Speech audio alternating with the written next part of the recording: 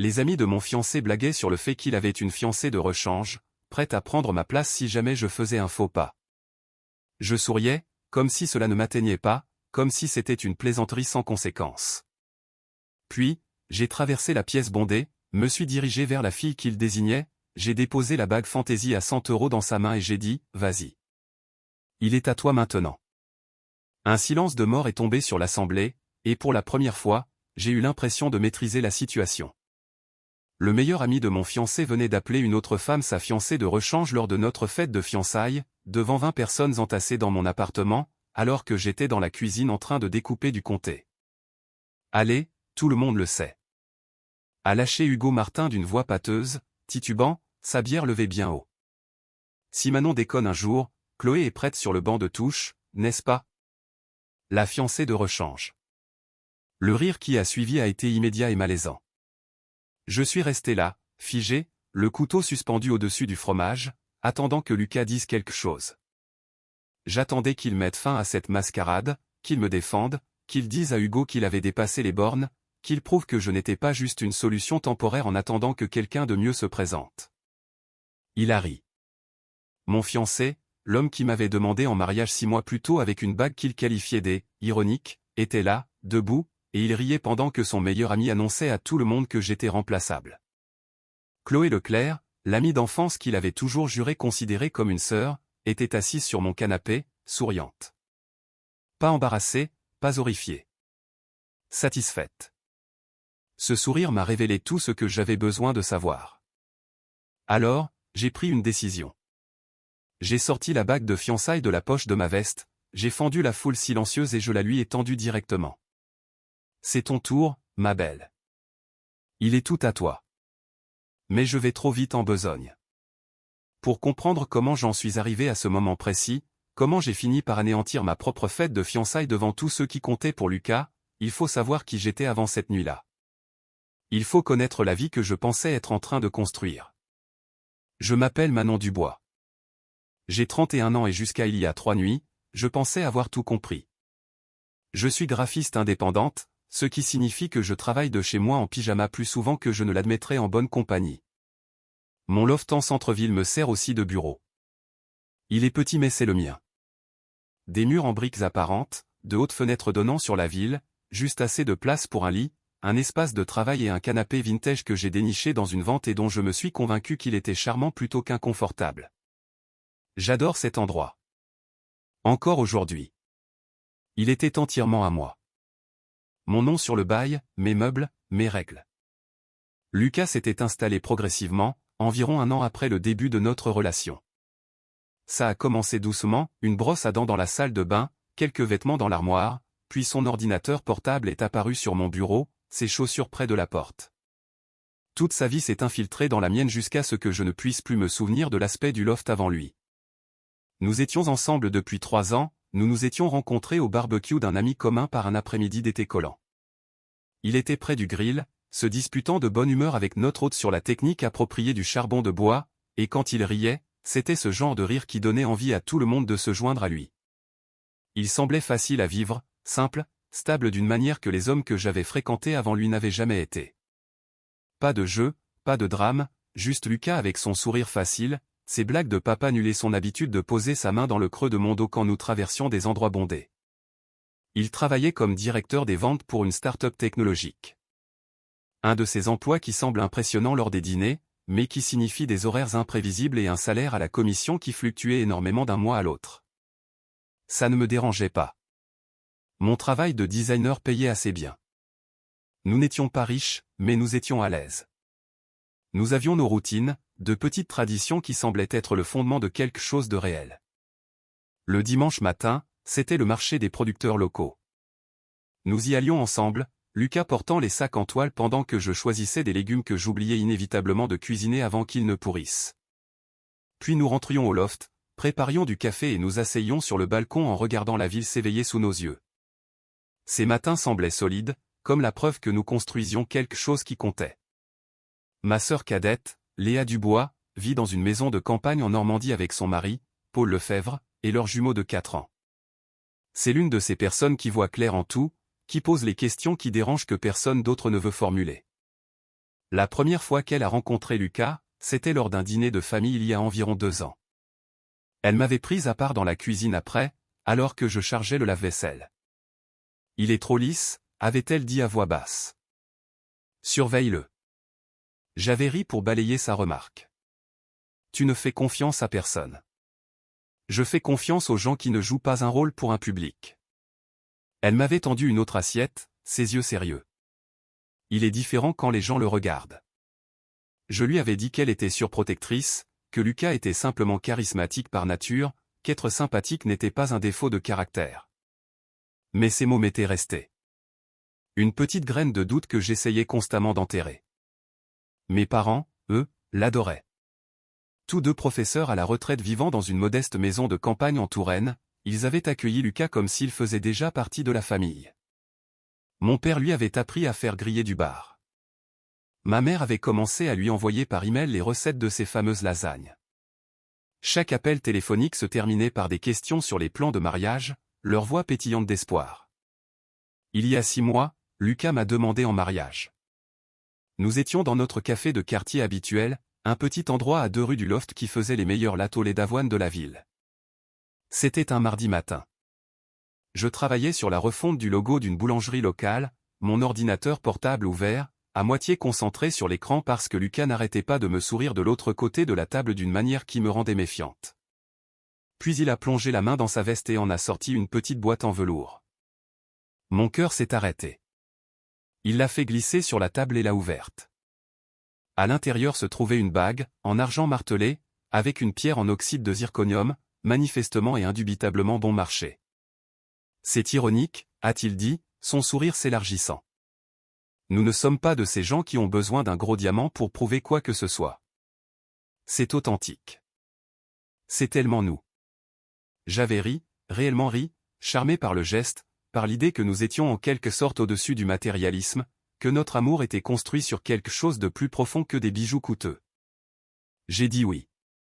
Il a glissé la bague à mon doigt, là, dans le café, et nous avons pris un selfie que j'ai immédiatement posté avec la légende « J'ai dit oui ». Pas besoin d'un diamant pour briller. Les commentaires ont afflué en quelques minutes. Des émojis cœur, des félicitations. Des amis disant que c'était adorable, authentique et parfait pour nous. Mais il y a eu d'autres réactions, plus discrètes. Ma collègue Valérie Lefebvre, une femme d'une 40aine d'années à la langue bien pendue, qui avait survécu à 2 divorces et avait tout vu, m'a envoyé un texto 1 heure plus tard, jolie bague. Ça te va?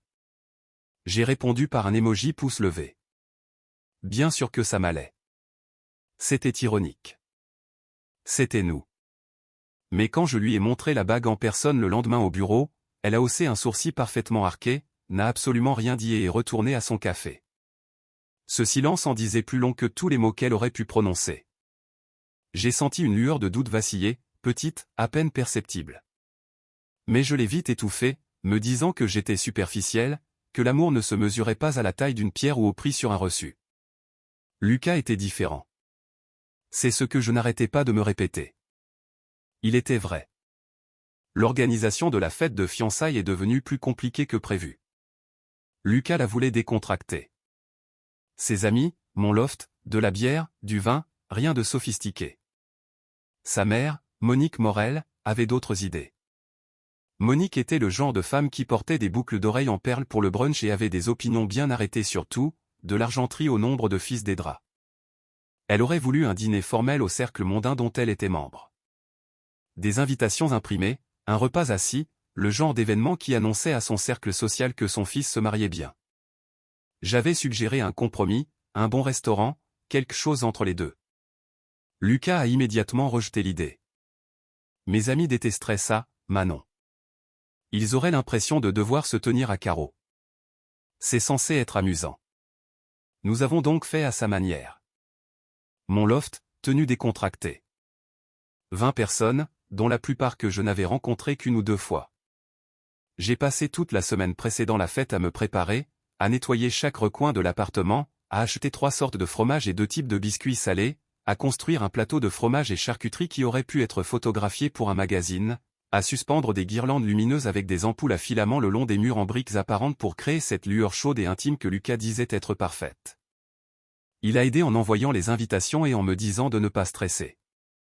Le matin de la fête, j'ai croisé Madame Durand dans le couloir. C'est ma voisine, une veuve âgée qui vit dans l'immeuble depuis 30 ans. Elle me demande toujours des nouvelles de ma vie avec un intérêt sincère, celui que les femmes plus âgées ont quand elles en ont assez vu pour savoir ce qui compte. Je transportais des sacs de courses de la voiture quand elle m'a tenu la porte de l'ascenseur. Grande soirée ce soir, a-t-elle dit avec un sourire chaleureux. Oui, fête de fiançailles. Oh, comme c'est merveilleux. Avez-vous déjà fixé une date? J'ai ajusté les sacs dans mes bras. Pas encore. Lucas veut profiter du fait d'être fiancé pendant un moment. Pas de précipitation. Le sourire de Madame Durand ne s'est pas effacé, mais quelque chose a changé dans son regard. Elle m'a longuement observé. Un homme qui est sûr n'a pas besoin d'attendre, a-t-elle dit doucement. Puis les portes de l'ascenseur se sont ouvertes à son étage et elle est sortie, me laissant seul avec mes courses et un nœud qui se serrait dans ma poitrine. J'ai essayé de chasser ses paroles. Je me suis dit qu'elle était démodée, qu'il n'y avait pas de calendrier idéal pour ces choses, que Lucas et moi allions bien. Ce soir-là, je me suis préparé avec soin. J'ai choisi une simple robe bleu marine, rien de trop formel, rien qui mettrait les amis d'université de Lucas mal à l'aise. Je me suis tenu devant le miroir de ma salle de bain, ajustant le décolleté, lissant mes cheveux, fixant mon propre reflet comme si j'essayais de la convaincre que tout allait bien. La bague a capté la lumière du plafonnier. De l'argent martelé terne, un oxyde de zirconium qui ne scintillait pas vraiment. Ironique, me suis-je rappelé. J'ai pris une profonde inspiration et je me suis dit d'arrêter de trop réfléchir. Le scepticisme de Léa m'était monté à la tête. Le commentaire de Madame Durand ne voulait rien dire. J'avais juste besoin de me détendre et de profiter de la célébration. Mais alors que j'entendais le premier coup à la porte, que je forçais un sourire et l'ouvrais pour accueillir des étrangers chez moi, je ne pouvais pas faire taire la petite voix insistante qui murmurait au fond de mon esprit, « Quelque chose ne va pas ». Je ne savais tout simplement pas encore à quel point cette voix avait terriblement raison. Les premiers invités sont arrivés à 19h et en quelques minutes, j'ai compris que ce ne serait pas ma fête. Les amis d'université de Lucas ont franchi la porte comme s'ils étaient chez eux. Voix forte, tape dans le dos, blague d'initié fusant à travers mon loft avant même qu'il n'ait pris la peine de me remarquer. Je me tenais près de l'entrée avec ce que j'espérais être un sourire accueillant, acceptant les manteaux et les bouteilles de vin que les gens avaient apportés, les dirigeant vers la table des boissons que j'avais passé 1 heure à installer parfaitement. « Tu dois être Manon », a dit un type. Arthur Dubois, je crois que c'était son nom. Nous nous étions rencontrés une fois auparavant dans un bar il y a des mois. Il n'a pas attendu ma réponse avant de me dépasser pour se diriger vers Lucas, qui tenait déjà le crachoir près de l'îlot de cuisine. J'ai regardé Lucas se transformer. Il était partout à la fois, se déplaçant dans la pièce avec une énergie que je voyais rarement à la maison. Remplissant les verres, montant la musique, se lançant dans des histoires qui faisaient se tordre de rire tout le monde. Des histoires dont je ne faisais pas partie. Des souvenirs d'une époque avant moi. Chaque fois que j'essayais de me joindre à une conversation, de me tenir à ses côtés comme si nous étions censés former une équipe ce soir, il s'éloignait, une main sur l'épaule de quelqu'un d'autre, un autre verre à verser, un autre rire à poursuivre. À 19h15, j'avais discrètement accepté mon rôle, celui de l'hôtesse, pas de l'invité d'honneur, juste la personne qui s'assurait que le verre de personne ne restait vide. J'ai rempli le seau à glace, essuyé une tache sur la table basse, réarrangé le plateau de fromage et charcuterie sur lequel j'avais dépensé 40 €, m'assurant que les roses de salami semblaient parfaites pour un magazine, même si personne n'y prêtait attention. Hugo était déjà ivre. Je le savais à sa façon de tituber en gesticulant, au volume de sa voix qui augmentait à chaque bière qu'il décapsulait. C'était le meilleur ami de Lucas depuis l'université. Le genre de type qui pensait encore que les concours de boissons étaient le summum de l'accomplissement humain.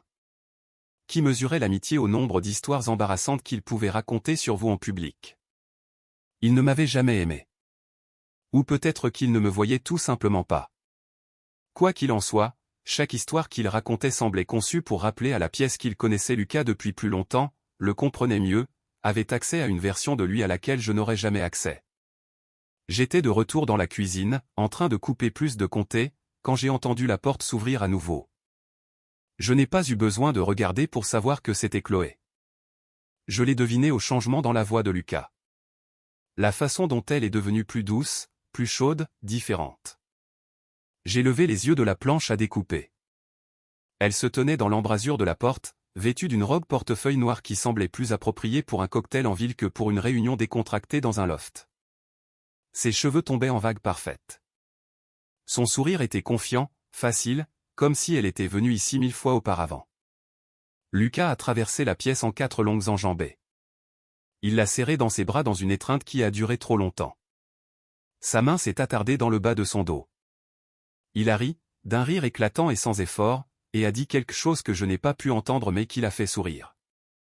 J'ai baissé les yeux sur le couteau à fromage dans ma main et je me suis concentré sur le mouvement.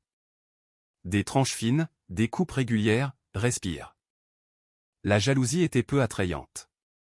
La jalousie était injuste. J'étais paranoïaque.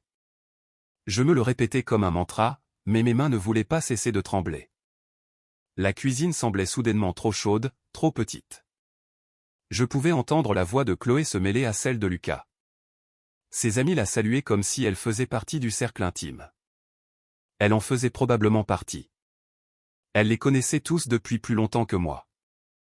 Quand j'ai finalement ramené le plateau rempli dans le salon, Chloé était assise sur mon canapé. Lucas était assis à côté d'elle, son bras nonchalamment posé le long des coussins du dossier, ne la touchant pas directement, mais proche. Trop proche. J'ai posé le plateau sur la table basse, et personne n'y a même jeté un coup d'œil. La musique est devenue plus forte. Les conversations se sont animées. J'ai dérivé dans ma propre maison comme si j'étais invisible, ramassant les bouteilles vides, souriant quand quelqu'un me remerciait, me sentant plus seul que je ne l'avais jamais été, entouré de gens. Puis Hugo s'est levé. Il titubait, agrippant sa bouteille de bière comme si elle le maintenait debout. Et tout le monde » a-t-il crié par-dessus la musique. Je veux porter un toast. Quelques personnes se sont tournées. Le volume a légèrement baissé. Mon estomac s'est noué sans que je sache pourquoi. Lucas a ri depuis le canapé. Hugo, mec, assieds-toi. Non, non, c'est important. Hugo a levé sa bouteille plus haut, souriant comme s'il allait livrer la performance de la soirée. À Lucas et Manon. Quelques personnes ont levé leur verre. J'ai senti la chaleur me monter au cou, ne sachant pas si je devais sourire ou disparaître dans la cuisine. 2 personnes qui prouvent, a poursuivi Hugo, ces mots légèrement pâteux, que l'amour peut tout surmonter. Même le plan de secours de Lucas. Des rires nerveux ont parcouru la pièce. Je suis devenu complètement immobile. Le couteau à fromage était toujours dans ma main, oublié. Hugo s'est tourné vers Chloé, la désignant avec sa bouteille, son sourire s'élargissant. Allez, on le sait tous. Si Manon se barre un jour, Chloé attend sur le banc de touche depuis le lycée, n'est-ce pas? Il a levé son verre plus haut, sa voix retentissant maintenant. La fiancée de rechange, toujours prête. Les rires sont revenus plus forts cette fois, plus francs. Quelqu'un a sifflé. Quelqu'un d'autre a applaudi. Et Chloé n'avait pas l'air horrifiée. Elle n'a pas protesté. Elle a souri. C'était un petit sourire, presque timide, mais indubitablement satisfait, comme si elle avait attendu des années que quelqu'un le dise enfin à voix haute. J'ai regardé Lucas. Il ne me regardait pas. Il la regardait, elle. Et son visage. Son visage a fait quelque chose que j'avais essayé de me convaincre d'avoir imaginé 100 fois auparavant. Il s'est adouci, de la même manière qu'il s'adoucissait au début de notre relation quand il me regardait, avant que tout ne devienne routine, confortable et acquis. Une tendresse que je n'avais pas vue diriger vers moi depuis des mois. Puis il a ri. Ce n'était pas un rire pour désamorcer la situation. Ce n'était pas un rire gêné de « ça va trop loin ». C'était juste un rire, comme si c'était drôle. Comme si la blague d'Hugo était inoffensive. Comme si je ne comptais pas assez pour être défendu. La pièce a continué de bouger autour de moi. Les gens ont repris leur conversation. La musique a de nouveau enflé. Quelqu'un a attrapé une autre bière dans la glacière, mais j'avais l'impression d'être sous l'eau. Le son était étouffé. Ma vision s'est rétrécie. Ma poitrine s'est serrée. J'ai posé le couteau à fromage sur le comptoir, très soigneusement, comme si un mouvement trop brusque pouvait me briser. Puis j'ai traversé la foule, délibérément. Les conversations ont bégayé à mon passage. Les gens ont remarqué. Les yeux suivaient mon mouvement. Je pouvais sentir le changement dans la pièce, la prise de conscience soudaine que quelque chose se passait. J'ai fouillé dans la poche de ma veste, celle drapée sur la chaise près de la porte, et j'ai sorti la petite boîte en velours. Celle que je portais toute la nuit, celle que j'avais prévu de montrer plus tard en riant, en faisant une blague sur le fait qu'elle était tellement nous. Je l'ai tenue dans ma paume, sentant son poids. 100 €, oxyde de zirconium, argent martelé, la bague de fiançailles la moins chère qu'une femme que je connaissais ait jamais reçue, et sur le point de devenir la chose la plus chère que j'ai jamais possédée car elle allait me coûter une relation, un avenir, toute une vie imaginée. Je me suis dirigé droit vers Chloé. Elle a levé les yeux. Son sourire s'est effacé. Ses yeux se sont écarquillés. J'ai ouvert la boîte. La bague a capté la lumière de la guirlande, scintillant faiblement. « Vas-y », j'ai dit. Ma voix était stable, terriblement calme. « Il est à toi maintenant. » J'ai placé la boîte directement dans sa main. La pièce est devenue complètement silencieuse. Pas un silence gêné. Un vrai silence. Le genre de silence où l'on peut entendre son propre cœur battre. Chloé fixait la bague, son visage passant par le choc, la confusion, l'horreur naissante. « Manon, je ne voulais pas. » « Tu ne voulais pas quoi ?» ai-je interrompu doucement. « Tu ne le pensais pas ? Tu ne savais pas ?» J'ai souri, et je pouvais sentir à quel point ce sourire était acéré. « Ou tu ne pensais pas que je l'entendrais vraiment ?» Lucas a fendu la foule, son visage devenant rouge. « Manon, qu'est-ce que tu fous ?» Je me suis tourné vers lui lentement. Je mets fin à l'audition. Sa mâchoire est tombée. C'était une blague. Vraiment ? J'ai regardé autour de moi toutes les personnes qui me fixaient, parce que tout le monde ici semblait trouver ça plutôt drôle. Même toi. Tu surréagis. Non, ai-je dit, et ma voix est tombée à un ton froid et final. J'ai fini de réagir. Je suis allé à la porte et je l'ai ouverte en grand. La fête est finie, ai-je dit. Tout le monde dehors. Personne n'a bougé. Hugo a marmonné quelque chose. Allez, elle est juste. Dehors. Ai-je répété plus fort. Ils ont commencé à se diriger vers la sortie. Certains avaient l'air désolés. D'autres, agacés. La plupart avaient juste l'air mal à l'aise, impatients d'échapper à ce gâchis. Chloé est restée figée, serrant toujours la boîte de la bague comme si elle pouvait exploser dans ses mains. « Garde-la », lui ai-je dit quand elle a essayé de me la rendre. « Apparemment, tu attends depuis assez longtemps. » Lucas m'a attrapé le bras alors que la dernière personne se faufilait par la porte. « Tu viens de m'humilier devant tout le monde. » Je me suis dégagé d'un coup sec. C'est drôle, c'est exactement ce que j'ai ressenti quand ton meilleur ami a appelé une autre femme ta fiancée de rechange et que tu as ri. Ce n'était pas comme ça. Alors c'était comment, Lucas ? Ma voix s'est brisée pour la première fois, parce que de là où je suis, on dirait que tout le monde dans cette pièce savait quelque chose que j'étais trop stupide pour voir. Il m'a dévisagé, la bouche s'ouvrant et se fermant, cherchant des mots qui ne venaient pas. J'ai reculé et j'ai refermé la porte sur son visage. Le verrou a cliqué. Le silence qui a suivi s'est pressé contre ma peau comme un poids physique. Je suis resté là, le dos contre la porte, contemplant le champ de bataille. Des verres à moitié vides sur toutes les surfaces. Des serviettes abandonnées. Le plateau de fromage et charcuterie à peine touché. Les ampoules à filaments qui scintillaient encore, se moquant de moi avec leur chaleur. J'ai marché lentement jusqu'à la table basse. La boîte de la bague était là. Chloé avait dû la laisser tomber avant de s'enfuir. Je l'ai ramassée et je l'ai ouverte. J'ai fixé le cercle d'argent terne à l'intérieur. Après un long moment, j'ai murmuré à la pièce vide, les meilleurs 100 € que j'ai jamais dépensés. Les coups ont commencé moins de 10 minutes après que j'ai verrouillé la porte. Manon, ouvre. On doit en parler. La voix de Lucas traversait le bois, épaisse d'alcool et de désespoir. Je pouvais entendre le trouble dans ses mots, la pointe de panique sous la colère. Je suis resté où j'étais, debout au milieu de mon loft, entouré de verres de vin à moitié vides et d'assiettes abandonnées. Manon. Plus fort cette fois, plus insistant. D'autres voix se sont jointes. Hugo, Enzo Petit, peut-être deux autres que je ne pouvais pas identifier. Allez, Manon. Tu es folle. Il n'a rien fait de mal. C'était juste une blague. Leurs voix se chevauchaient, formant un chœur d'indignation. Tous convaincus que j'étais le problème, que j'avais surréagi, que j'avais gâché une soirée parfaitement bonne pour rien. Je suis allé sur le canapé, je me suis assise et j'ai sorti mon téléphone. J'ai parcouru mon application de podcast jusqu'à ce que je trouve exactement ce que je cherchais.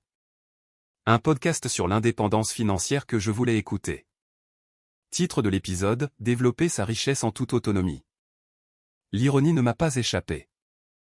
J'ai mis mes écouteurs, j'ai appuyé sur lecture, et j'ai laissé la voix calme d'une femme parler de stratégie d'investissement et de fonds d'urgence pendant que Lucas et ses amis criaient de l'autre côté de ma porte. Il y avait quelque chose d'étrangement puissant là-dedans, dans le fait de refuser de s'engager, de les laisser s'épuiser contre mon silence pendant que j'étais assise là à apprendre sur les fonds indiciels et la planification de la retraite. Ils ont continué pendant peut-être 20 minutes, frappant, criant, exigeant que je sois raisonnable. Puis j'ai entendu la voix d'Hugo plus forte que les autres. « Mec, je crois qu'elle appelle les flics. » Ce n'était pas le cas, mais la menace a suffi. Le couloir est devenu silencieux. J'ai entendu des bruits de pas, des jurons marmonnés, le bruit des portes de l'ascenseur s'ouvrant et se fermant, puis plus rien. Je suis resté assise encore quelques minutes juste pour être sûr avant de retirer mes écouteurs. Le silence dans mon loft semblait énorme, suffocant et libérateur à la fois. Je me suis levé et j'ai commencé à me déplacer dans les pièces, éteignant les guirlandes lumineuses une par une, ramassant les verres et les assiettes abandonnées, essuyant les surfaces. Mes mains bougeaient en pilote automatique pendant que mon cerveau cataloguait tout ce qui m'entourait. Le tourne-disque vintage dans le coin. À lui. Le plaid sur le canapé. À moi. Les livres de table basse sur l'architecture. À lui. Le tirage encadré au-dessus du bureau. À moi. 3 ans de vie partagée. Et je la divisais déjà en 2 colonnes distinctes. À lui. À moi. Qu'est-ce qui reste? Qu'est-ce qui part? Je n'ai pas dormi cette nuit-là. Je suis juste resté allongé dans mon lit à regarder le plafond, mon téléphone face contre la table de nuit, sentant le poids de ce que j'avais fait s'installer sur moi comme une lourde couverture. Je me suis réveillé avec 73 notifications. Le nombre brillait sur mon écran quand j'ai finalement pris mon téléphone à 7 heures du matin, plissant les yeux contre la lumière du matin qui filtrait par les fenêtres. SMS, appels manqués, messages vocaux, tous provenant du même groupe de personnes. J'ai d'abord fait du café, noir et fort, celui qui brûle en descendant. Puis je me suis assise sur le canapé et j'ai commencé à lire. Les messages de Lucas arrivaient par vagues, le ton changeant à chaque fois. Je n'arrive pas à croire que tu aies fait ça. Tu m'as humilié devant tout le monde. C'était une blague, Manon. Tu as de sérieux problèmes de confiance. Puis le chantage affectif a commencé. Tu jettes 3 ans par la fenêtre pour rien. Je pensais que tu valais mieux que ça. Tout le monde pense que tu es instable. Et enfin, la manipulation. Je reste chez un ami. J'espère que tu es heureuse. Ma mère est dévastée. Elle n'arrive pas à croire que tu fasses ça à notre famille. J'ai fait défiler tous les messages, regardant le schéma se répéter. Colère, culpabilité, manipulation, colère à nouveau. Il y avait aussi des messages de ses amis. Hugo, sans surprise, me disant que j'avais surréagi. Enzo Petit disant que je devais des excuses à Lucas. Quelqu'un nommé Maxime Moreau que je me souvenais à peine d'avoir rencontré me traitant de dramatique. Et puis il y avait Chloé. Manon, je suis tellement désolé. Je ne voulais pas que tout ça arrive. S'il te plaît, appelle-moi. J'ai fixé ce message pendant un long moment. Elle ne voulait pas que ça arrive. Comme si elle n'avait eu aucun contrôle sur son sourire quand Hugo a fait sa blague de fiancé de rechange. Comme si elle n'avait eu d'autre choix que de rester assise là, l'air satisfait, pendant que ma relation implosait. Je l'ai supprimé sans répondre. Le pire message, cependant, venait de Monique. La mère de Lucas avait toujours été polie avec moi de cette manière particulière que les femmes riches ont lorsqu'elles tolèrent à peine votre présence. Des sourires crispés, des compliments à double sens sur mon style bohème ou mon loft, pittoresque. Son texto était court et brutal. J'ai toujours su que tu avais un côté vengeur. Lucas mérite mieux que cette humiliation. Je l'ai lu 2 fois, j'ai laissé la douleur s'installer, puis j'ai fait quelque chose qui m'a fait plus de bien que tout ce que j'avais fait depuis des mois. J'ai commencé à bloquer des numéros. Lucas. Bloqué. Hugo. Bloqué. Chloé. Bloqué. Enzo Petit, Maxime Moreau et 3 autres personnes dont je connaissais à peine les noms. Bloqué. Bloqué. Bloqué. Monique. J'ai hésité au-dessus de son nom une seconde, puis j'ai appuyé sur le bouton. Bloqué. Chaque pression me faisait me sentir plus légère. Libre. Quand j'ai fini mon café, mon téléphone était silencieux. À 9 heures, j'ai appelé un serrurier. Sécurité protection. Une voix bourrue a répondu. Bonjour, j'ai besoin de faire changer toutes mes serrures. Aujourd'hui, si possible. Il y a eu une pause. Le bruit d'une frappe au clavier. On peut avoir quelqu'un là-bas pour 10 heures. Adresse? Je la lui ai donnée. Une raison particulière pour cette urgence? A-t-il demandé, sans méchanceté. Mauvaise rupture, ai-je dit simplement. Ah, ouais. On peut faire ça. Un gars nommé Tom sera là dans 1 heure. Tom est arrivé à 10 heures précises. Un homme aux larges épaules d'une 50aine d'années, avec des yeux bienveillants et une boîte à outils qui semblait avoir des décennies d'utilisation. C'est vous la mauvaise rupture?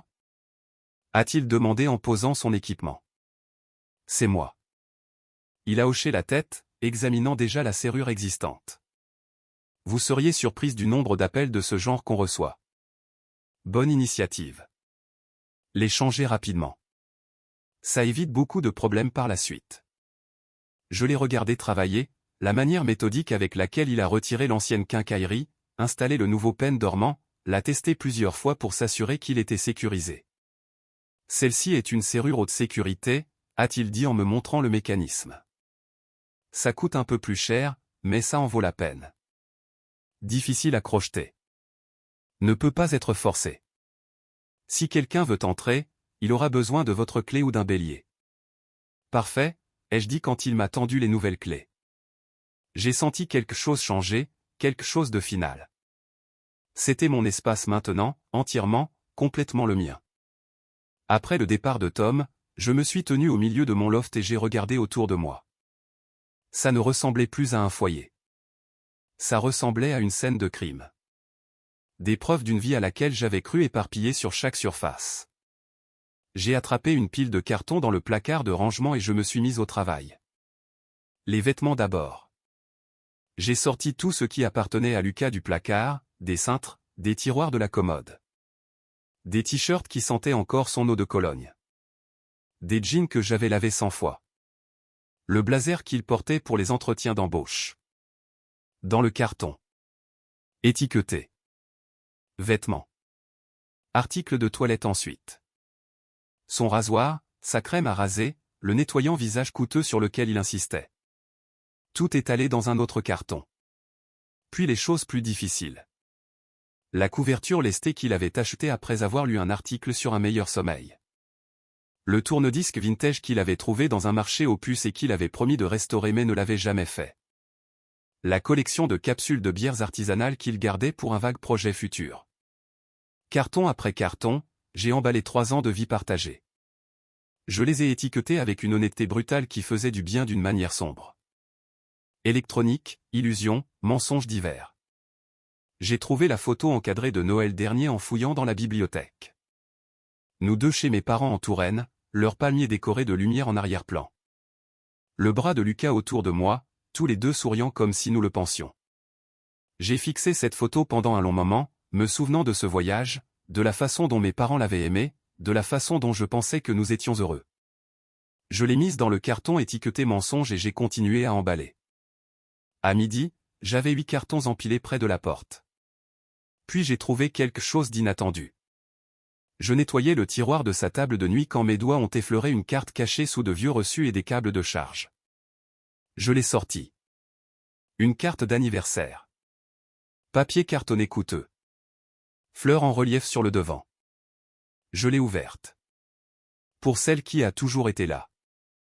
Elle. Non signé, non envoyé, mais daté d'il y a 2 semaines. Mes mains se sont mises à trembler. Pas de colère, de clarté. Ce n'était pas une blague qu'Hugo avait inventée sur le moment. Ce n'était pas un plan de secours qui n'existait que dans les toasts d'ivrogne. C'était réel, délibéré, un schéma que j'avais été trop confiante ou trop effrayée pour voir. J'ai mis la carte dans le dernier carton et je l'ai scellé. On a frappé vers 2 heures cet après-midi-là. Fort, insistant, en colère.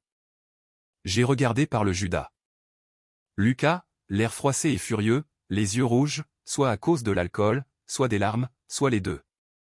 J'ai ouvert la porte juste assez pour parler à travers la chaîne de sécurité. Ta clé ne marche pas, a-t-il dit sèchement. Je sais. J'ai changé les serrures. Ses yeux se sont écarquillés. Tu as quoi? Changer les serrures. C'est mon appartement. Mon nom sur le bail, pas le tien. J'habite ici. Tu logeais ici, ai-je corrigé. Privilège d'invité maintenant révoqué. Son visage s'est tordu de rage. Tu ne peux pas simplement me mettre dehors. Je peux et je l'ai fait. Tes affaires sont dans l'entrée. 8 cartons. Tu as 20 minutes. C'est de la folie. Appelle la police si tu veux. Prends un avocat. Mon bail, mes règles. Il m'a dévisagé, sa bouche s'agitant, cherchant un argument qui ferait mouche. Il n'en a pas trouvé. Très bien, a-t-il craché. Mais je prends tout ce qui est à moi. Prends ce que tu as payé. Laisse ce que j'ai payé. J'ai fermé la porte et j'ai regardé par le Judas pendant qu'il faisait des allers-retours, transportant les cartons dans le couloir, son visage rouge d'humiliation et de fureur. À son 4e voyage, il s'est arrêté. La machine à café espresso, a-t-il dit à travers la porte. Elle est à moi. Elle est à moi, ai-je corrigé. J'ai le reçu si tu veux vérifier. Tu es mesquine. Je suis précise. Il y a une différence. Il a marmonné quelque chose que je n'ai pas pu entendre et a continué à charger les cartons. Quand il a pris le dernier, il a fait une pause à la porte une dernière fois. Tu vas regretter ça, Manon. Je n'ai pas répondu. Je l'ai juste regardé disparaître dans l'ascenseur. Quand les portes se sont fermées, j'ai enclenché le nouveau peine dormant et j'ai expiré. Le silence qui a suivi était différent d'avant. Pas suffocant. Paisible. Silencieux. Je me suis tenu au milieu de mon loft. Mon loft. Enfin seul. Enfin, respirant. Enfin, comprenant quelque chose que j'aurais dû savoir depuis le début. Être seul ne me faisait pas peur. Ce qui me faisait peur, c'était de rester avec quelqu'un qui me faisait me sentir seul. Ce soir-là, j'ai envoyé un texto à ma sœur. Tu avais raison à son sujet. Sa réponse est arrivée en quelques secondes. Je suis désolé, mais je suis aussi fier de toi. J'ai souri et j'ai posé mon téléphone face contre le comptoir. Puis je me suis versé un verre de vin et je me suis assise sur mon canapé dans le silence. Juste moi et les lumières de la ville par ma fenêtre. Et pour la première fois en 3 ans, cela semblait suffisant. 2 jours se sont écoulés sans un mot de Lucas. 2 jours calmes, presque paisibles, où j'ai commencé à croire que c'était peut-être vraiment fini. Peut-être qu'il l'avait accepté. Peut-être qu'il était passé à autre chose. J'ai travaillé sur la refonte d'un logo pour un nouveau client, une librairie locale qui cherchait à se moderniser. J'ai fait de longues promenades dans le quartier. J'ai cuisiné un vrai dîner, des pâtes avec les légumes que j'avais achetés au marché des producteurs, et je les mangeais à ma table au lieu de le faire debout au-dessus de l'évier. J'ai même dormi toute la nuit. Puis mon téléphone a sonné le mercredi matin à 10 heures. Manon? Bonjour, c'est Patricia, la gérante de l'immeuble. Son ton était prudent, presque désolé. Je me suis redressé sur le canapé. Bonjour, Patricia. Qu'est-ce qui se passe? Écoutez, je vous appelle parce que, eh bien, c'est un peu gênant. Nous avons reçu des plaintes concernant votre logement. La glace a parcouru mes veines. Des plaintes?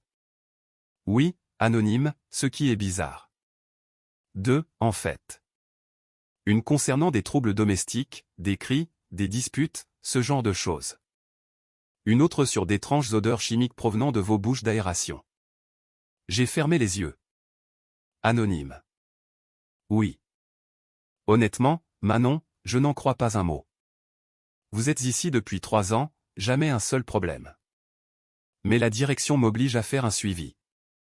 Ils demandent une vérification de bien-être, et si nous recevons une autre plainte, ils considéreront cela comme une violation de la sécurité de la communauté. Les mots m'ont frappé comme des pierres dans l'estomac.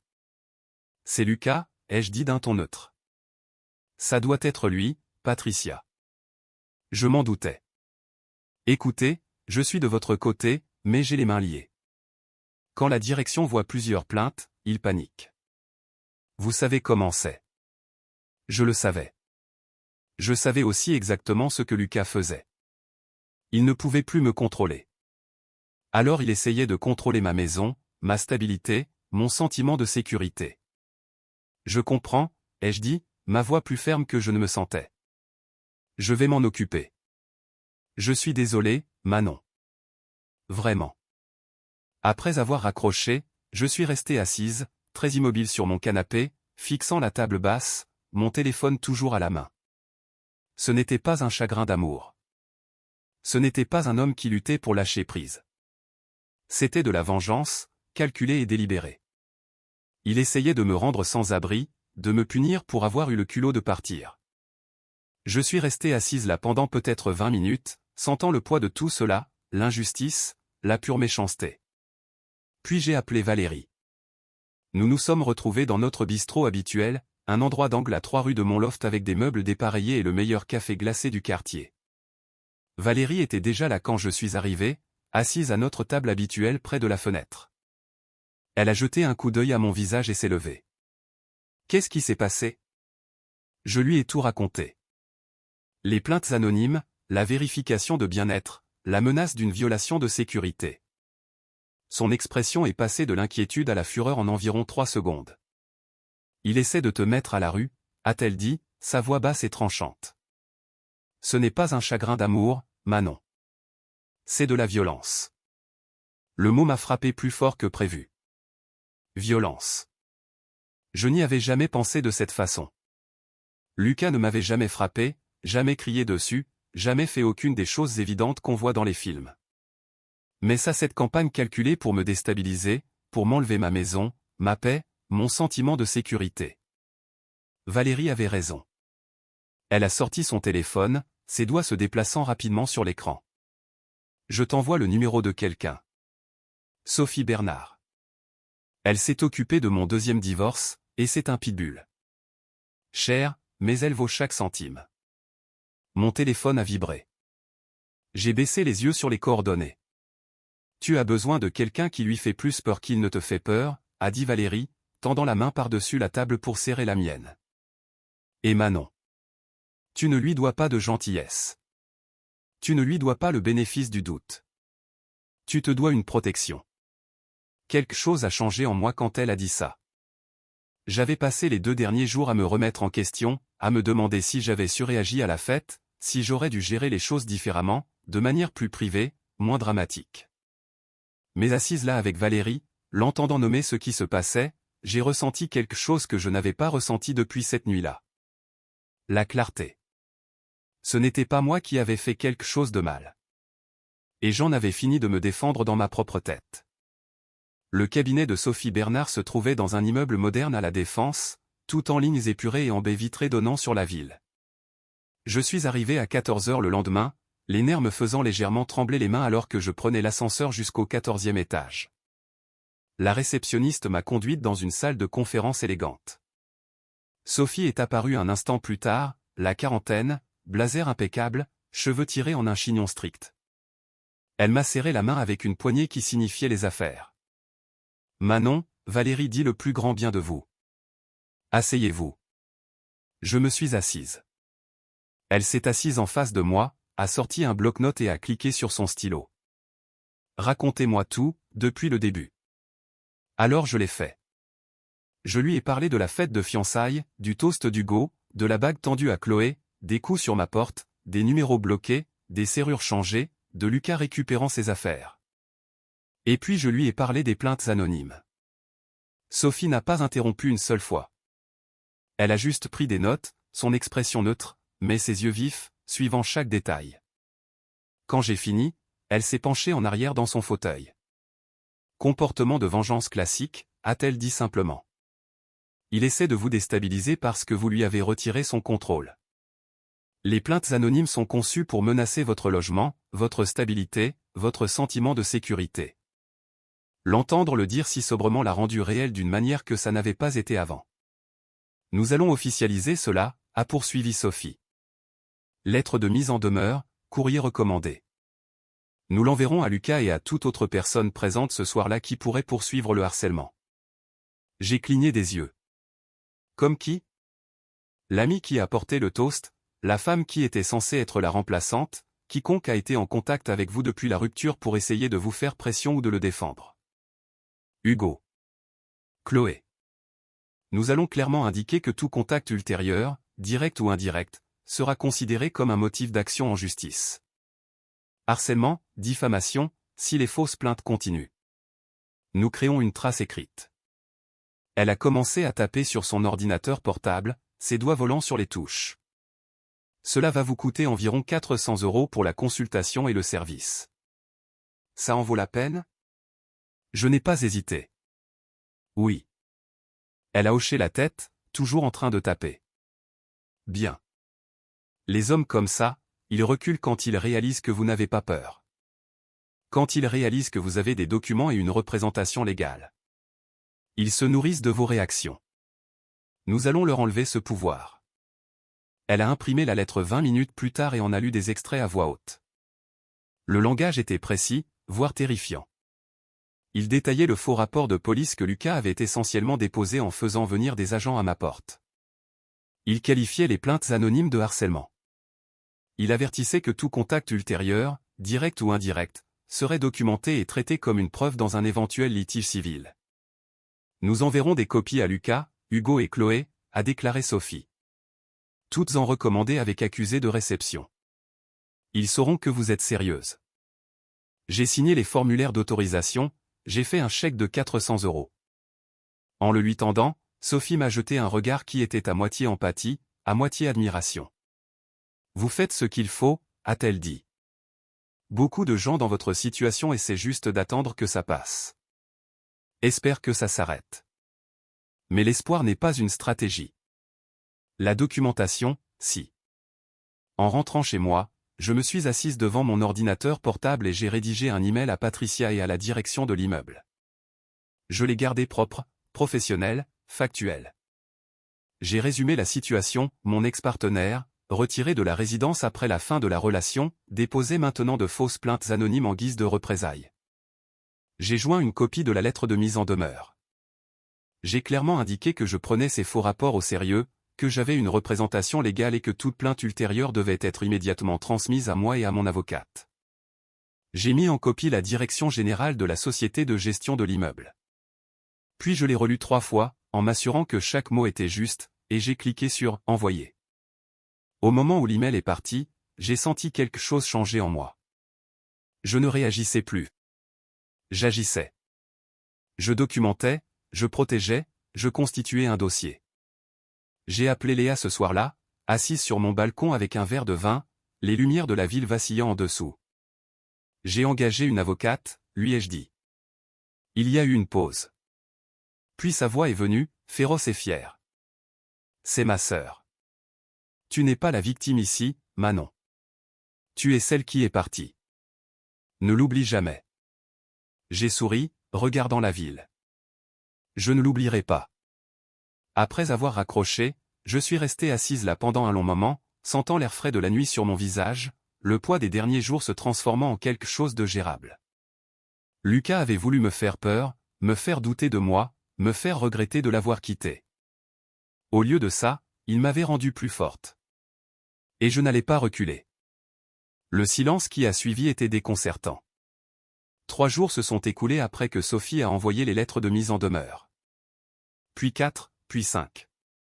Pas de texto, pas d'appel, pas de courageur sur ma porte, pas de nouvelles plaintes à Patricia, rien. Je n'arrêtais pas d'attendre que le couperet tombe, que Lucas fasse quelque chose de dramatique et de vengeur, mais le calme s'est étiré comme une apnée. Je me suis surprise à vérifier mon téléphone compulsivement. Chaque notification faisait sursauter mon cœur. Chaque numéro inconnu me nouait l'estomac. J'ouvrais mes emails en m'attendant à des menaces ou à des messages de colère et je ne trouvais que de la correspondance professionnelle et des emails promotionnels de magasins où j'avais fait des achats une fois. La paranoïa était pire que le harcèlement réel. Au moins, quand il ripostait activement, je savais à quoi j'avais affaire. Le silence ressemblait à une stratégie, comme s'il préparait quelque chose que je ne pouvais pas voir venir. Mais lentement, prudemment, j'ai commencé à revenir à la normale. J'ai ouvert les fenêtres un matin, laissant l'air frais balayer le loft pour la première fois depuis des semaines. J'ai mis de la musique en travaillant. Rien de triste, juste de la pop indépendante entraînante qui rendait l'espace plus léger. J'ai cuisiné de vrais repas. Du poulet et des légumes rôtis, des pâtes avec une sauce maison, des choses qui nécessitaient plus qu'un micro-ondes et qui avaient vraiment bon goût. Mon travail d'indépendante a repris aussi. Un nouveau client m'a contacté. Une petite boulangerie du quartier cherchant à se moderniser. La propriétaire, une femme nommée Émilie Fournier avec de la farine perpétuellement saupoudrée sur son tablier, voulait quelque chose de chaleureux et d'accueillant, quelque chose qui ressemblait à un foyer. Je me suis jeté dans le projet, esquissant des logos, jouant avec les palettes de couleurs, me perdant dans la résolution de problèmes créatifs qui m'avaient attiré vers le design en premier lieu. C'était presque étrange après des semaines de guerre émotionnelle, comme si j'avais oublié ce qu'était la normalité. Un après-midi, j'étais dans ma cuisine en train de faire du café quand j'ai réalisé que j'avais passé une heure entière sans penser à Lucas. Une heure complète. Le soleil entrait à flot par les hautes fenêtres, attrapant les grains de poussière dans l'air.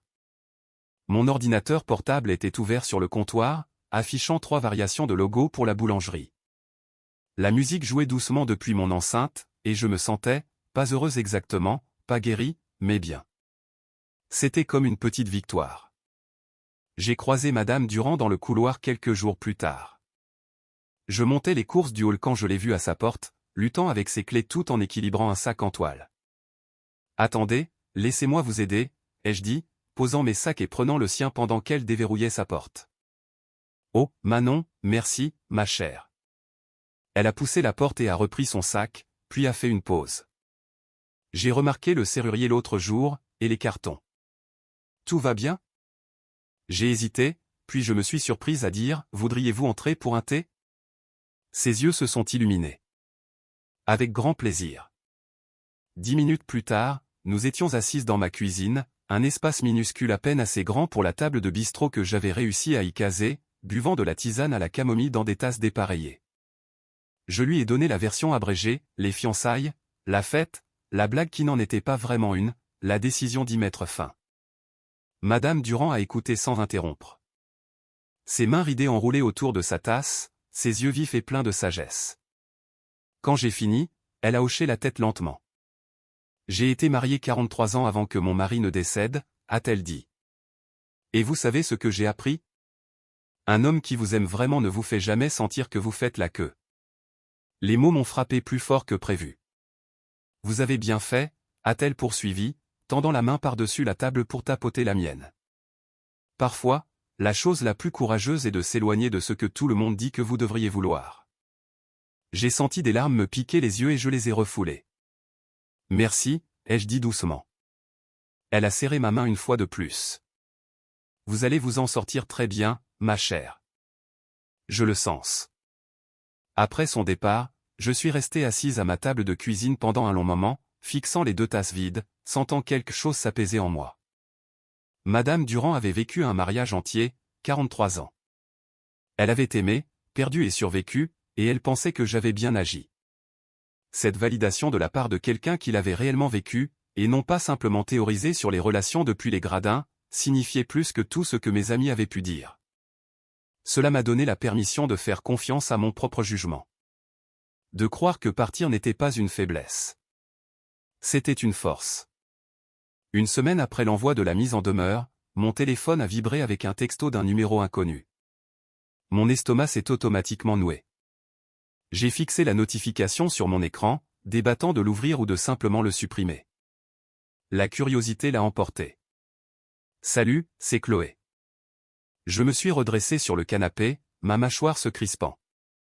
Le message continuait. J'arrête. Il est fou. Il voulait que j'appelle encore ton syndic. Dire que j'ai vu de la drogue dans ton appartement. J'en ai marre de faire partie de ça. Je suis désolé pour tout. Je l'ai lu 3 fois, sentant la rage monter à chaque passage. Elle arrêtait. Elle en avait marre de faire partie de ça. Comme si elle avait été une participante involontaire. Comme si elle n'avait pas souri à la blague d'Hugo sur la fiancée de rechange. Comme si elle n'avait pas envoyé de texto à Lucas à minuit pendant des mois. Comme si elle n'avait pas attendu dans les coulisses, exactement comme Hugo l'avait dit. Et maintenant, elle voulait que je sache qu'elle avait failli déposer un autre faux rapport mais avait décidé de ne pas le faire. Et que, d'une manière ou d'une autre, cela faisait d'elle une bonne personne. Elle était désolée pour tout. Tout. Comme si un texto pouvait effacer l'humiliation, la trahison, les mois à me faire croire que j'étais paranoïaque pour avoir remarqué ce que tout le monde savait apparemment déjà. J'ai fixé le message, mes mains tremblant légèrement, imaginant tout ce que je pourrais dire. Je pourrais lui dire exactement ce que je pensais de ses excuses. Je pourrais lui demander depuis combien de temps elle attendait que Lucas soit célibataire. Je pourrais souligner que son « ras-le-bol » n'est survenu qu'après avoir reçu une lettre d'avocat, et non après une quelconque épiphanie morale. Mais alors que j'étais assise là, le pouce planant au-dessus du clavier, j'ai réalisé quelque chose. La culpabilité de Chloé n'était pas mon problème à gérer. Sa conscience n'était pas ma responsabilité. Je ne lui devais ni pardon, ni compréhension, ni même reconnaissance.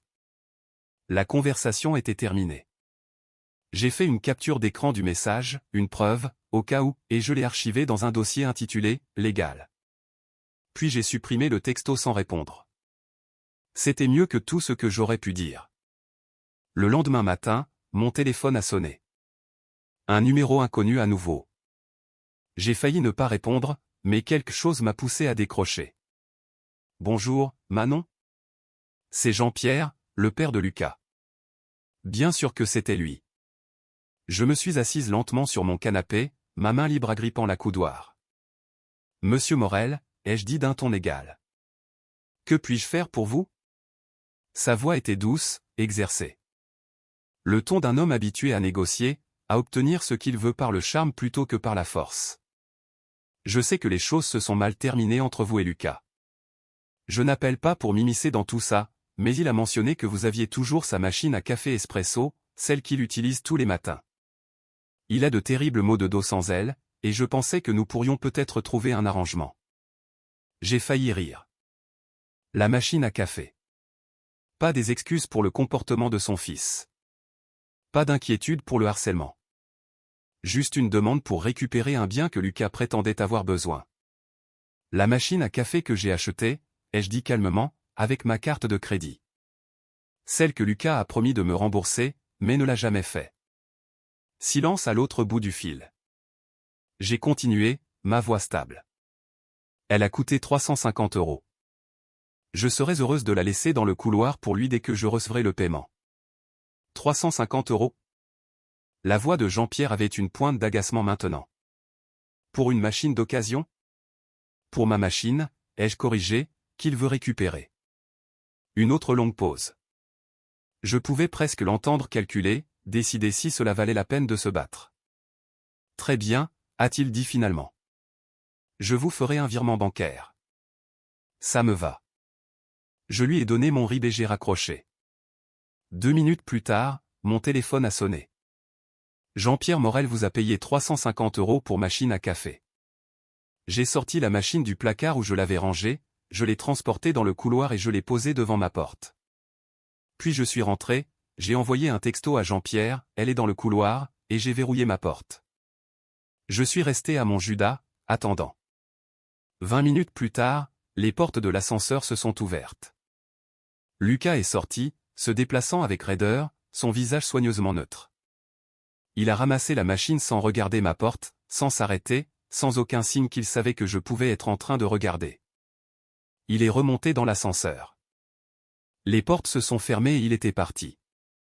J'ai reculé du Judas et j'ai souri. Il m'avait finalement payé 350 € pour que je disparaisse de sa vie.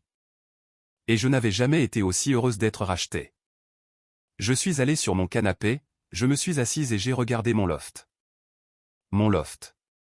Silencieux. Mien. Pour la première fois depuis des semaines, j'ai ressenti quelque chose qui ressemblait à la paix. Les semaines qui ont suivi ont été calmes d'une manière que je n'avais pas connue depuis des années. Pas de texto tard dans la nuit me demandant où j'étais. Pas de commentaires passifs-agressifs sur la façon dont je passais mon temps. Pas de sentiment de devoir justifier de regarder une série que Lucas trouvait stupide ou de commander de la nourriture qu'il prétendait être trop épicée. Je dormais en diagonale dans le lit, les membres étendus dans toutes les directions, prenant toute la place que je voulais. J'ai regardé 3 saisons d'une émission de pâtisserie devant laquelle Lucas avait toujours levé les yeux au ciel, en mangeant de la glace directement dans le pot à minuit. J'ai commandé un plat thaïlandais avec un supplément de piment et je l'ai mangé sur mon canapé sans que personne ne se plaigne de l'odeur. De petits plaisirs, de minuscules libertés, qui s'additionnaient pour former quelque chose qui ressemblait à la paix. Mon travail a repris aussi. Le projet de la boulangerie a conduit à une recommandation, qui a conduit à un autre client, qui a conduit à l'email qui a tout changé professionnellement. Une association locale appelée « Espoir et Récolte », axée sur les jardins potagers urbains, m'a contacté pour me demander si je serais intéressé par une refonte complète de leur image de marque, logo, site web, matériel promotionnel. Un contrat de 6 mois avec la possibilité d'un travail continu.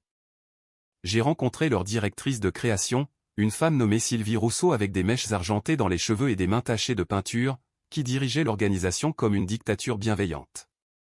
Elle avait examiné attentivement mon portfolio, posant des questions sur mon processus, mon inspiration, pourquoi j'avais fait certains choix de conception. À la fin de la réunion, elle s'était penchée en arrière dans son fauteuil et avait souri. « Vous avez un œil distinctif pour le storytelling authentique », avait-elle dit. La plupart des designers essaient trop d'être intelligents. Vous dites simplement la vérité. C'est rare. J'ai signé le contrat 2 jours plus tard. Le travail était stimulant de la meilleure façon possible. Une résolution de problèmes créatifs qui m'obligeait à penser différemment, à dépasser les choix pour trouver quelque chose de réel. Cela m'a rappelé pourquoi j'étais tombée amoureuse du design en premier lieu. Un week-end, je suis allé rendre visite à Léa et aux jumeaux. Les garçons avaient maintenant 4 ans, des boules d'énergie chaotiques qui transformaient sa maison en un terrain de jeux de jouets éparpillés et de négociations criées. J'ai passé l'après-midi à construire des tours de blocs qu'ils détruisaient immédiatement, à lire le même livre d'images 17 fois et à faire semblant d'être un monstre qu'ils pouvaient vaincre avec des épées en mousse. Après qu'ils se soient couchés, Léa et moi nous sommes assises dans sa cuisine, buvant un café qui avait refroidi depuis des heures. Elle m'observait par-dessus le bord de sa tasse, ses yeux vifs comme seuls ceux d'une sœur peuvent l'être. « Tu as l'air différente », a-t-elle finalement dit. Différente comment? Plus légère. Comme si tu portais quelque chose de lourd et que tu l'avais enfin posé. J'ai réfléchi à ça, retournant l'idée dans mon esprit. Elle avait raison. Le poids que je portais n'était pas seulement la relation. C'était l'effort constant de me faire plus petite. De modifier mes opinions pour qu'elles correspondent aux siennes. De prétendre que la nourriture thaïlandaise n'était pas ma préférée parce qu'il n'aimait pas ça. De sauter les séries que je voulais regarder parce qu'il ferait des commentaires qui en draineraient toute la joie. J'avais passé 3 ans à me rétrécir pour tenir dans l'espace que Lucas avait décidé que je devais occuper. Et maintenant, seul dans mon loft, je me redéployais à ma taille réelle. Oui, ai-je dit doucement. Je crois que tu as raison. Léa a tendu la main par-dessus la table et a serré la mienne. Bien. Tu mérites de prendre de la place, Manon.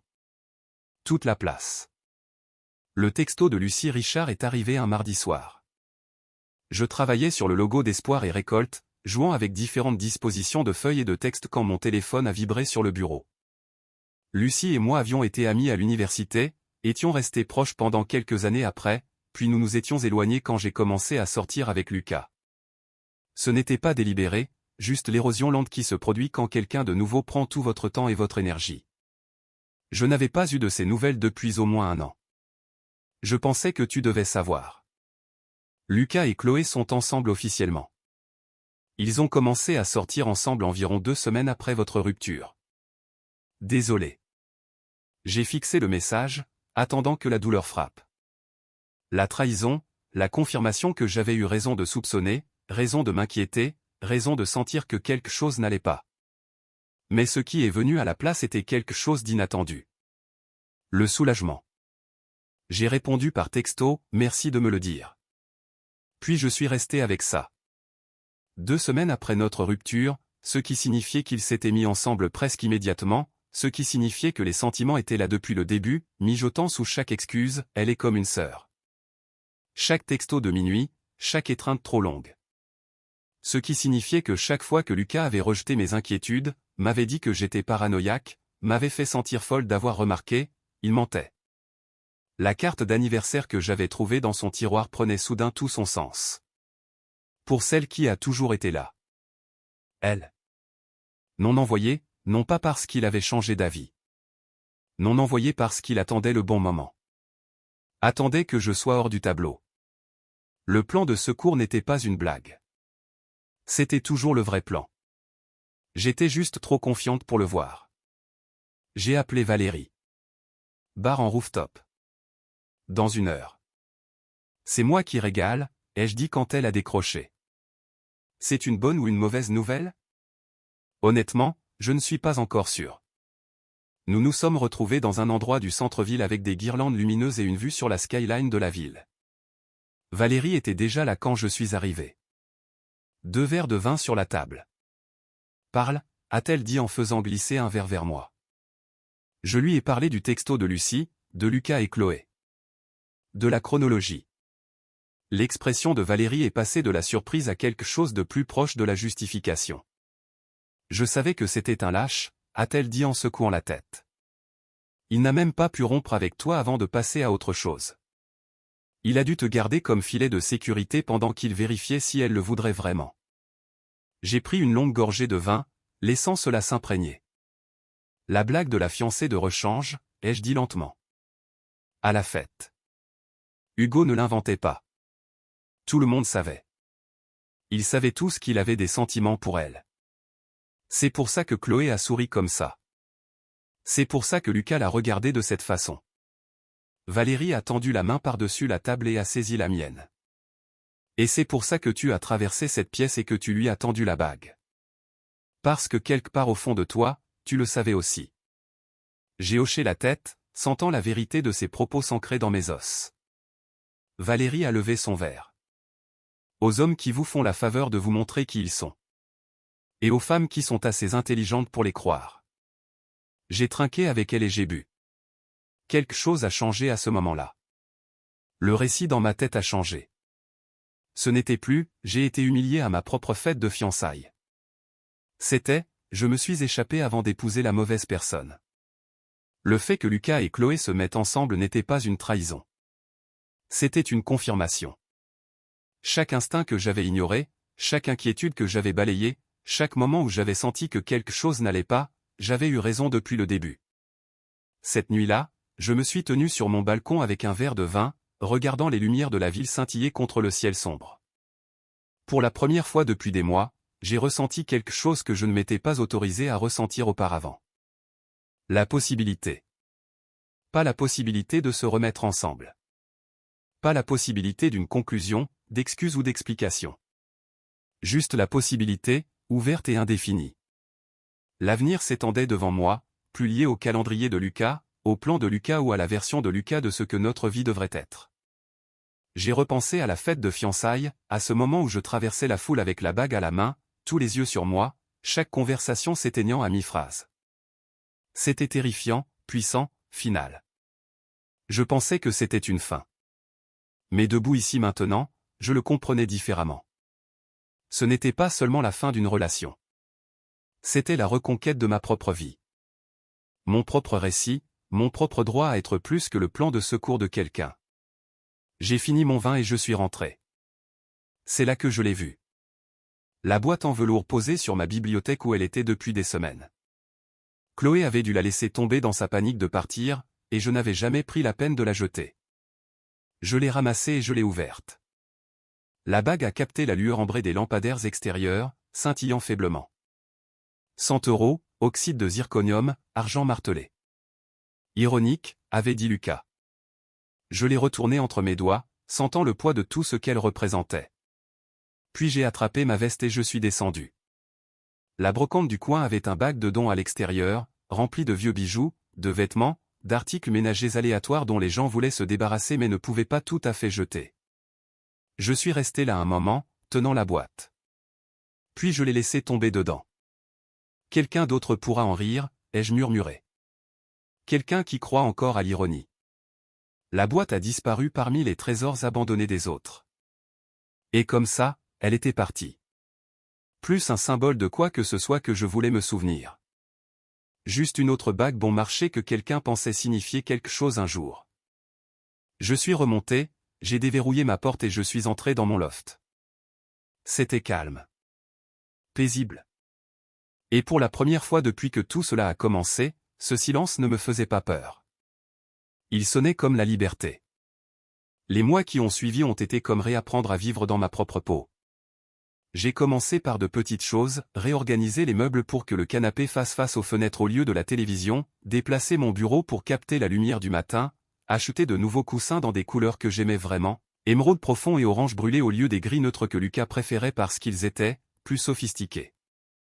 J'ai accroché de nouvelles œuvres d'art au mur. Une estampe d'un artiste local montrant la skyline de la ville en aquarelles abstraites.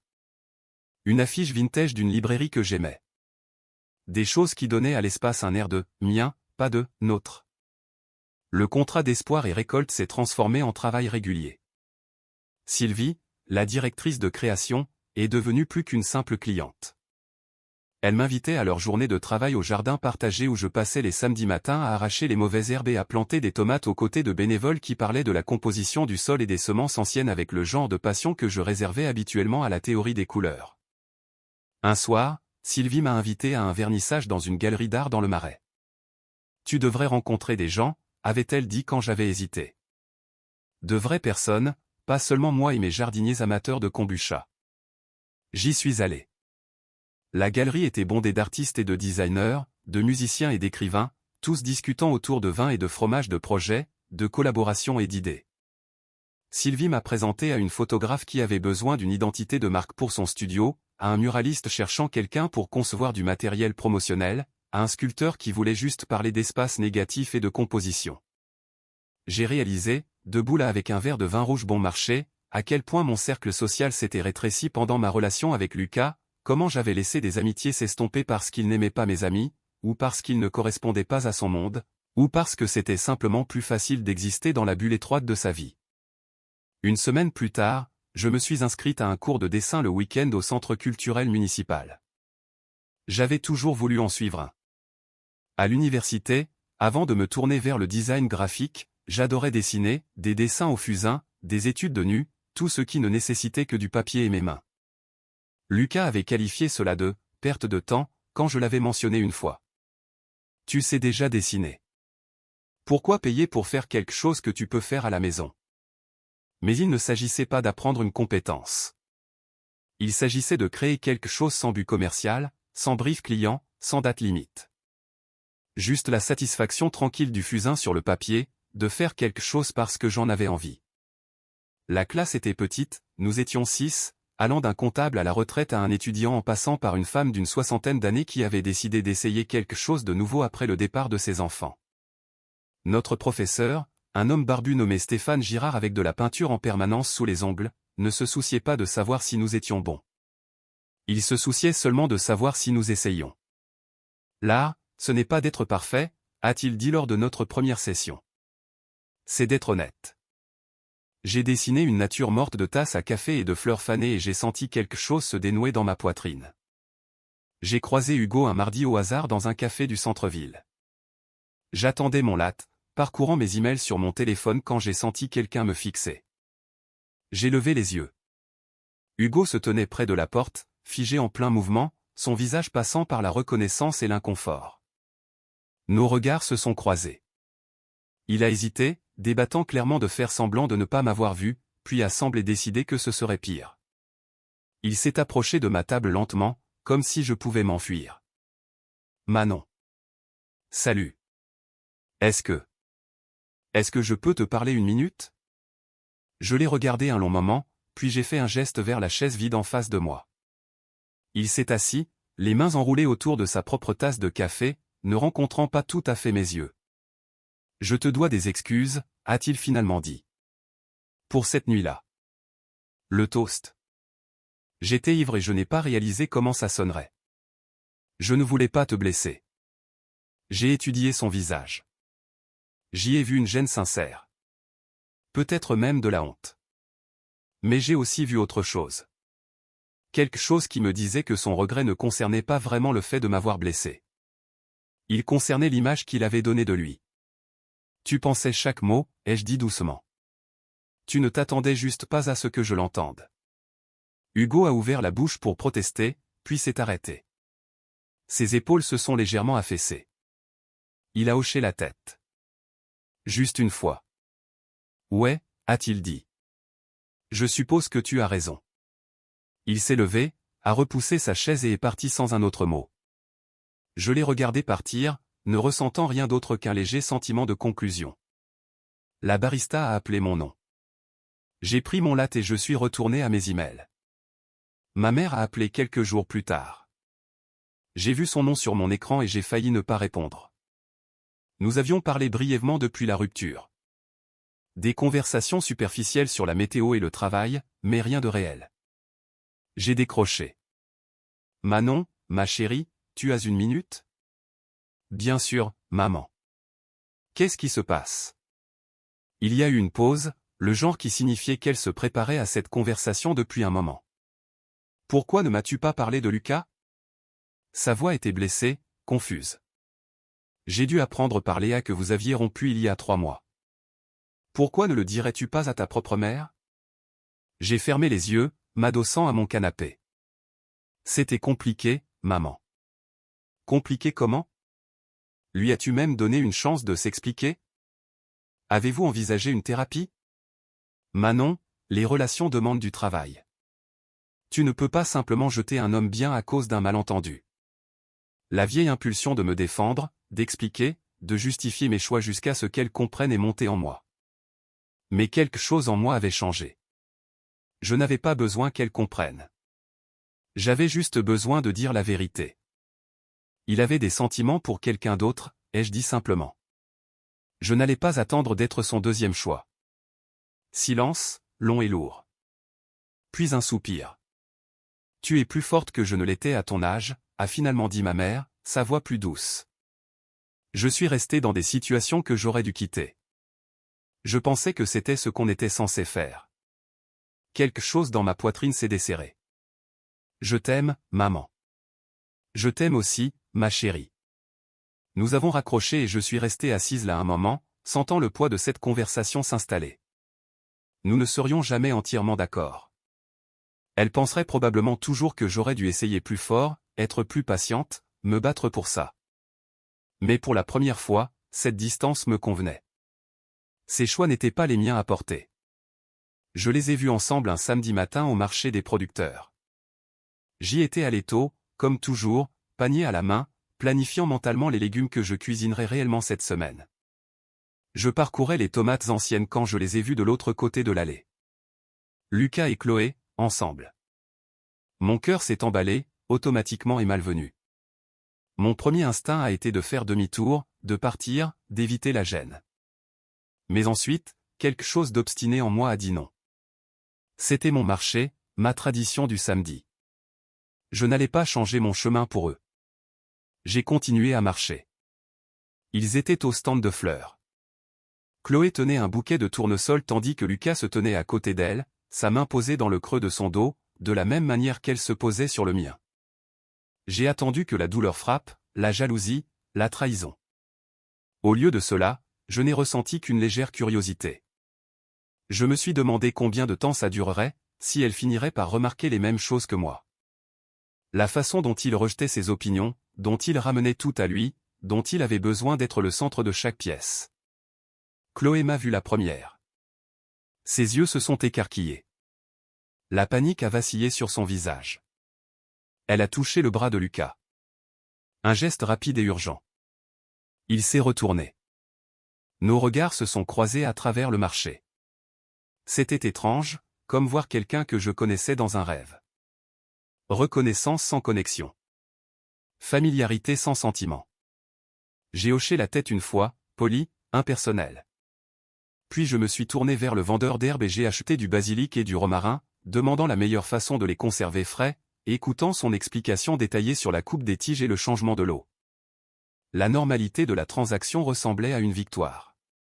Quand j'ai regardé en arrière, ils étaient partis. J'ai terminé mes courses, j'ai acheté un bouquet de fleurs sauvages pour moi-même et je suis rentré à pied dans les rues ensoleillées, me sentant plus légère que je ne l'avais été depuis des années. Cet après-midi-là, j'ai arrangé les fleurs dans un vase sur mon comptoir de cuisine, j'ai fait des pâtes avec le basilic que j'avais acheté et je les ai mangées sur mon balcon en regardant la ville bouger en dessous. Le ciel était clair, l'air était chaud, mon loft était silencieux, et pour la première fois depuis aussi longtemps que je me souvienne, je n'attendais rien. Je n'attendais pas que Lucas change. N'attendais pas de conclusion. N'attendais pas que quelqu'un d'autre valide mes choix. J'étais juste là, à vivre, à avancer, à construire quelque chose de nouveau à partir des morceaux de ce que j'avais laissé derrière moi. Et cela semblait suffisant. 6 mois après la fête de fiançailles, je me suis réveillé un samedi matin dans le silence. Pas le genre oppressant, pas le genre solitaire, juste le calme. Une douce lumière d'automne filtrait par mes fenêtres, dorant tout dans le loft. Je me suis étiré dans le lit, dormant toujours en diagonale, prenant toujours toute la place que je voulais, et je n'ai ressenti que du contentement. J'ai fait du café comme je l'aimais, fort avec juste un trait de lait d'avoine. Pas de compromis, personne pour commenter qu'il était trop amer ou pour suggérer que j'essaie quelque chose de plus doux. J'ai emporté ma tasse sur le balcon, enveloppée dans mon pull oversize préféré. Celui avec les trous dans les manches que Lucas disait toujours me faire ressembler à une étudiante. J'adorais ce pull.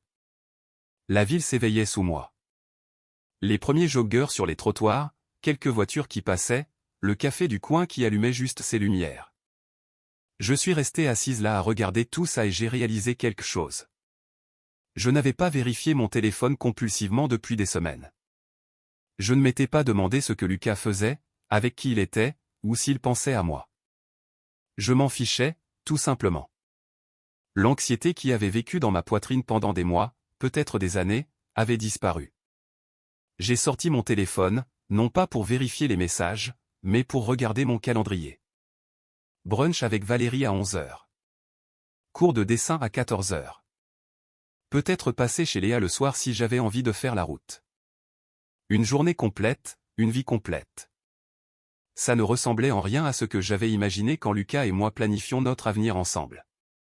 C'était mieux, plus authentique, plus à moi. J'ai fini mon café et je suis rentré me préparer. J'ai rencontré Antoine Leroy dans un café près du Marais à 10h. Sylvie nous avait présenté au vernissage il y a 2 mois. C'était un ami de son mari, un professeur de français au lycée avec des yeux bienveillants et une tendance à parler de ses élèves comme d'autres parlent de leurs propres enfants. C'était notre 3e rencontre. Des rendez-vous café qui n'étaient pas encore prudemment appelés des rendez-vous, bien que nous sachions tous les deux ce qu'ils devenaient. Antoine était déjà là quand je suis arrivé, assis à une table d'angle avec 2 cappuccinos qui attendaient. J'ai deviné ta commande, a-t-il dit en se levant pour me faire la bise. Les d'avoine, n'est-ce pas? Parfait. Merci. Nous nous sommes assis et il s'est immédiatement lancé dans une histoire sur sa classe de seconde qui tentait de jouer Roméo et Juliette. Ils ont réécrit la fin, a-t-il dit en souriant. Roméo se réveille avant que Juliette ne meure. Ils ont une conversation très moderne sur la communication et la thérapie, et ils décident de s'enfuir ensemble et de lancer un podcast. J'ai ri. Le genre de rire sincère et facile qui ne nécessite ni performance ni effort. S'il te plaît, dis-moi que tu l'as enregistré. Oh, c'est sur mon téléphone. Je te montrerai la prochaine fois. La prochaine fois. La supposition semblait confortable. Naturelle. Nous avons parlé pendant plus d'1 heure de ses élèves, de mon travail avec Espoir et Récolte, du terrible documentaire sur un fait divers que nous avions tous les deux accidentellement commencé à regarder.